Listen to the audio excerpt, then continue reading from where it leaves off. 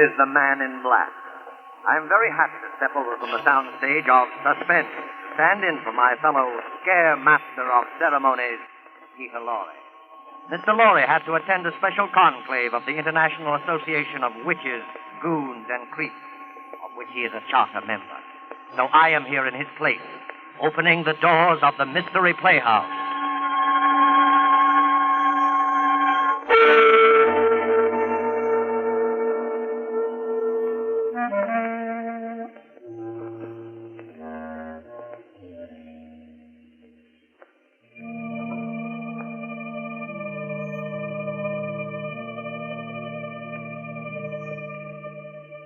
Tonight, the Mystery Playhouse has been fortunate enough to secure the services of that light-hearted raconteur of murder, horror, and the supernatural, the laughing boy of the Inner Sanctum, Raymond. Raymond's been telling about the horrible things that happen to other people for a long time now, and getting a huge bang out of it. But tonight the tables are turned, and he finds himself on the receiving end, which seems like poetic justice indeed. I think it might prove interesting to find out how Raymond's much vaunted sense of humor survives the acid test. So follow me to the home of the squeaking door, little house of 1,000 horrors, the Inner Sanctum.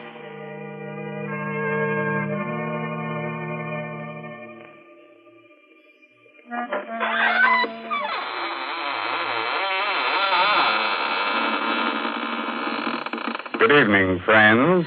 This is your host, Raymond. Welcome to the squeaking door of the Inner Sanctum. For those of you who write in to find out why our door squeaks so much, I guess now is a good time as any to explain that the hinges are rusty with dried blood.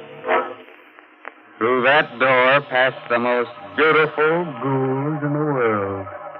Won't you come in?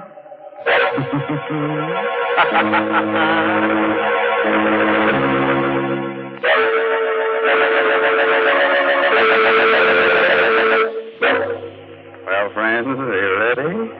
Good.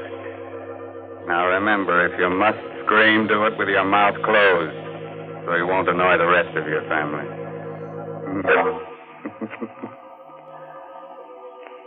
You know, you don't need dark old houses or murky graveyards to feel the chilly presence of beings from the other world. Last week, just after I completed my broadcast, I was called to the telephone. And I picked up the receiver. I heard. Hello, is that you, Raymond? Yes.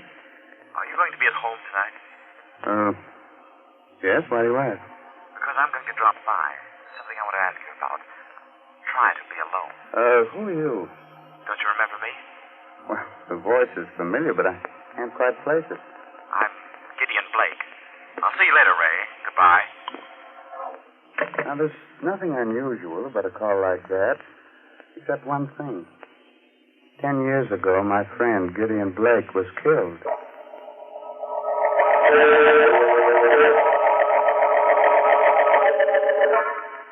I was sure that call was some joke. I remember laughing about it as I sat down in my living room with a sandwich and a glass of milk. But later that night, I must have dozed off. I remember being awakened by the tower clock chiming. It was midnight. Somewhere a cat howled against the moaning wind that had sprung up. Strange chills and a shudder through my body. The front door must have blown open. I went to see. Standing there was Gideon Blake. Good evening, Raymond. Blake. You shouldn't be so surprised. I told you I was coming. Yes? You've changed so. It's been a long time. More than 10 years, I believe. But I don't understand. You were burned to death. How on earth did you come back? There are many things which you will never understand while you're alive and on this earth. Why'd you come here? To give you this piece of paper. Huh? What's on it? The names of 4 persons. They are alive now. In a short time, they will all be dead. I looked at him carefully as he talked. He looked hideous, ugly, with horrible burns on his face. The man had the look, touch, the very smell of death. Good night. Raymond. I looked at the slip of paper my friend Gideon had given me. There were 4 names. Stella Marlowe, Robert Lane, Amelia Cardway, Raymond Edward Johnson. The first 3 names I didn't know. The last was very familiar to me. It was my own name.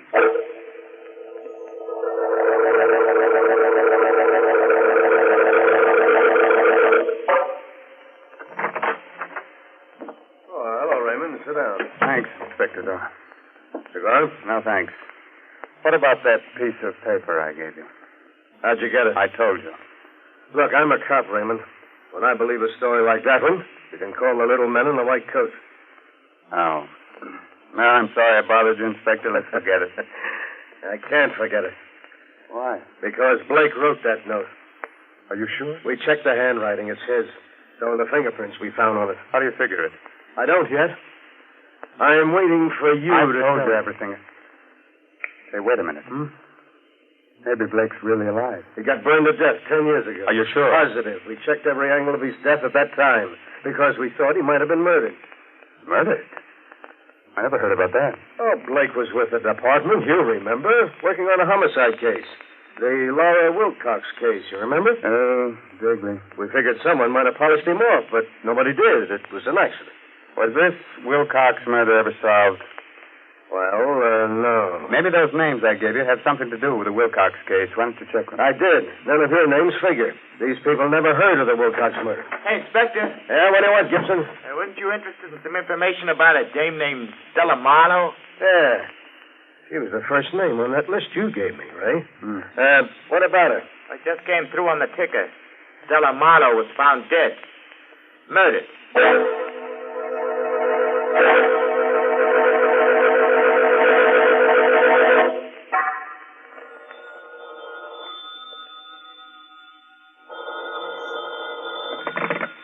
Hello? That you, Ray? Mm-hmm. This is Inspector Doyle. We're trying to get you all day. Oh, I just got in. I've been down to the police library setting the file on the Wilcox case. All right, forget about that. Now listen, I want you to lock your door and all the windows. I'm sending down a red-headed cop to guard you. What? Don't let any dark-haired guy into your house, even if he's your own best friend. What's this all about? We're dealing with a homicidal maniac. The body of Stella Marlowe was dismembered. Remember? Tell my man to call me at headquarters when he arrives. Goodbye. Goodbye. Just after I hung up the phone, I noticed a little black box on the living room table. How it got there, I don't know, because my house was locked all day. I undid the black ribbon, opened it. What I saw inside fascinated and horrified me. It was a human hand.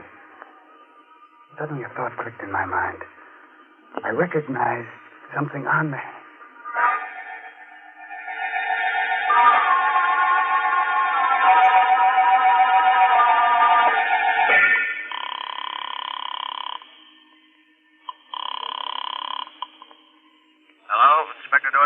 Inspector, this is Ray Johnson. Yeah, what is it? Did you ever find out what happened to Stella Wilcox?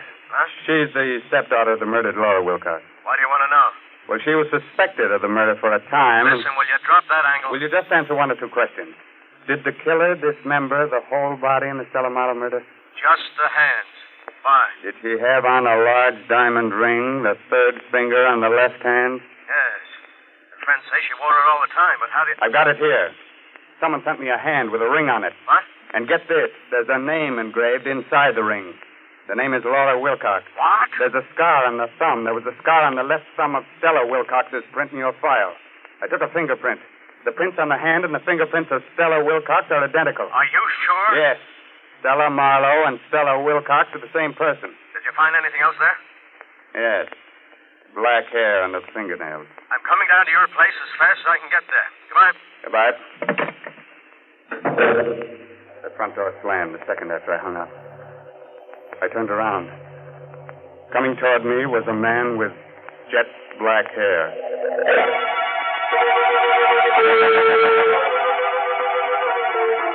You know, I can face sudden, horrible death when it happens to other people, but when it happened to me,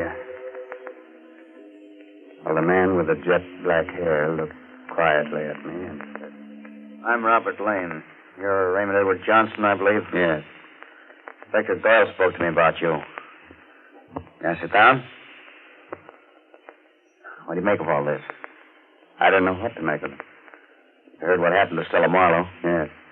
Do you know that's not her real name? Yes, she was the stepdaughter of Lorre Wilcox, but I do know. I think I know more about this than you imagine. Is your name really Robert Lane? Why? There was a chauffeur in the Wilcox home, a man named Lowry. I wonder if... There's no harm in telling you now. Yeah, I'm that chauffeur. And Amelia Cardway? She was Mrs. Wilcox's maid.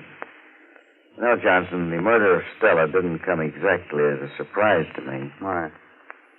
She poisoned her stepmother with the help of the maid, Amelia Cardway. But why am I involved in all this? Let's not fool each other. Somehow you discovered that Stella murdered her stepmother. But after 10 years, you can't dig up any evidence, and you know it. So you invent this wild story about Gideon Blake. Just the right sort of psychological scare to frighten the two women into making a move that'll give them away. Very clever. Just a moment. What color is the hair of Amelia Cardway? Blonde. Pretty shade of blonde, in fact. Very attractive girl 10 years ago. Oh, what's in the box? I advise you not to look. I rarely follow the advice of other people. Oh. Where'd you get this? Someone left it here this evening. That ring. Old Lady Wilcox gave that to Stella on her 18th birthday. That's the hand of Stella. I understand why you asked about the hair, Johnson. The hair under the fingernails is black, just like mine. Mm-hmm. I wouldn't be surprised if an analysis showed that it was mine. And you killed it.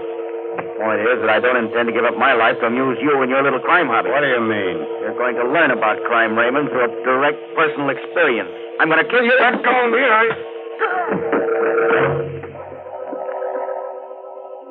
He was a powerful man. His blow dazed me. I struck my head against the furniture. I lay down on the floor dazed. Like a slow-motion picture, I saw Lane approach and lean over me. A long knife in his hand. You didn't expect to stir up this hornet's nest, did you? Crime and murder is very amusing, isn't it? Well, you'll find out just how funny it is. His arm raised his arm. I was powerless. He was driving the knife down. Suddenly... Let go. Grab my hand. I did. Gideon Blake. Yes. I heard him scream. Somewhere the door slammed, and I blacked out.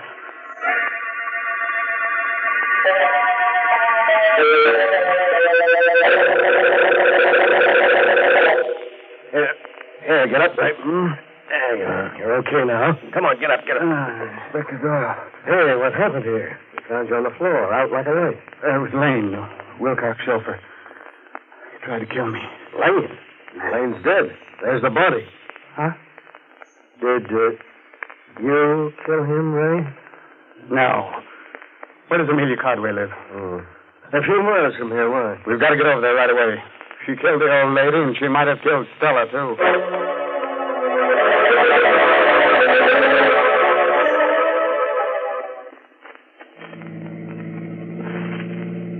I don't see how Amelia Cardway could have done it. Maybe you'll tell me next that Gideon Blake did it. I don't know. Gideon Blake didn't have a hair on his head. Besides, he's dead. I never arrest a dead man for the crime of murder. You can't get confessions on him. Perhaps Lane did go to see Stella shortly before she was killed. They were all in this together. Yeah? They told you they didn't know each other to protect themselves. Well, that still doesn't explain how the hand got to your place, or why Gideon Blake came back from the dead, or why we found those black hairs under the fingernails. Say, I've got an idea about the hand. Yeah? I think it was dismembered so that you would never know that Stella Marlowe was Stella Wilcox. Huh? She changed her appearance, but she couldn't change her fingerprint. Well, then who left it at your place, and why? And why should you be on the murder list? Don't remind me of that, please. Well, here's Amelia Cardway's cottage. Maybe we'll get some of the answers here. Come on. What? Inspector. Help! You hear that? Yeah. Come on, follow me, Ray. Inspector Doyle had his gun out and was running into the house. I followed a few steps behind. In a moment, I was in the living room. Doyle was standing there. Well, what happened? Why did you scream for help? In an old chair sat what was once an attractive woman. The blonde hair was streaked with gray, but the face was a mask of terror. I recognized her from the picture in the police file. It was the former maid of Lorre Wilcox, Amelia Conway. Yes, Mrs. Wilcox. In just a minute. Come in, Mrs. Wilcox. What's the matter with her? Yeah, she's cracked or delirious. Just keeps sitting there like that, mumbling. You can't live with secrets. Someone will find out. I'm glad they found out. Now she'll never come to see me again, never. Yeah, well, who came to see you? Mrs. Wilcox. I didn't want to give her that medicine. I knew it was poison, but Stella made me. She made me. And so did he, the chauffeur. Getting out of the chair, Inspector. Look, there's a knife in her back. Miss Cardwell. There she is, at the top of the stairs. Mrs. Wilcox. Where? At the top of the stairs, Inspector. Look, it's Lorre Wilcox. I'll tell everything, Mrs. Wilcox. We were all in on it together. Stella, the chauffeur, and me. I didn't want to do it. Forgive me. I'm going upstairs. You look after her, Ray. The moment he reached the bottom steps, Mrs. Wilcox disappeared. I stooped over the Cardwell woman. She was dead. A burst of pistol fire came from the upstairs part of the house. A moment later, Inspector Doyle came tumbling down the stairs, the gun still in his hand. He was unconscious. I looked up. At the top of the stairs stood Mrs. Lorre Wilcox. She said nothing, but calmly came down, holding the poker she had struck the inspector with. She bent down, took out the knife from the body of the dead Amelia Cardwell. I was too startled, too frightened to move. Suddenly the woman took off her hat, her wig, and there stood Gideon Blake. You'd better go now, Raymond. I don't understand that disguise. Look there. The entrance to the dining room. Fire. Yes. Fire. You'd best leave at once. Those flames are spreading rapidly. Take Inspector Doyle with you. Blake, hurry. Yours is the last name on my list, you know. He didn't have to say any more. I dragged the inspector through the door. Gideon Blake turned, smiled at me, and walked directly into the flames. That was the last I ever saw of him.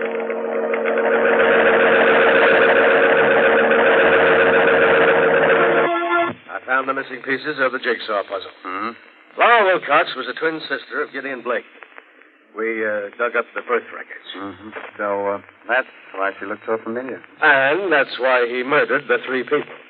Because they killed his sister. He faked his own death in order to carry out justice himself. Yes, but that still doesn't explain why I was brought into it. Huh? A bit. That's simple. He wanted us to know what was going on so that we didn't hold some innocent person. Mm-hmm. Just one more question. Yeah, go ahead. How did Blake fake his own death 10 years ago? Well, now, we don't know exactly, but he must have done it. Did you find his body in the ashes of Amelia Cardwell's cottage? Well, I guess they're there, but, well, it's impossible to identify them positively. Yeah, that leaves one other explanation. What's that? That Gideon Blake actually died 10 years ago.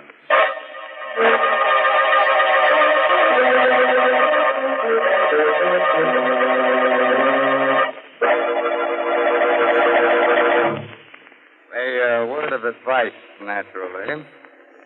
When you get killed, don't let your murderer slice your hands off. Because then you can never put the finger on it. Good night. Pleasant dreams.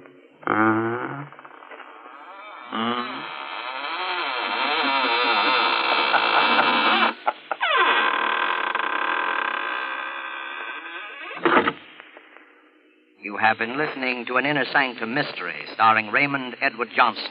Tonight's presentation in the Mystery Playhouse. At this point in our program, Peter Lorre tells me we usually go to the green room for a preview performance of our next Mystery Playhouse attraction.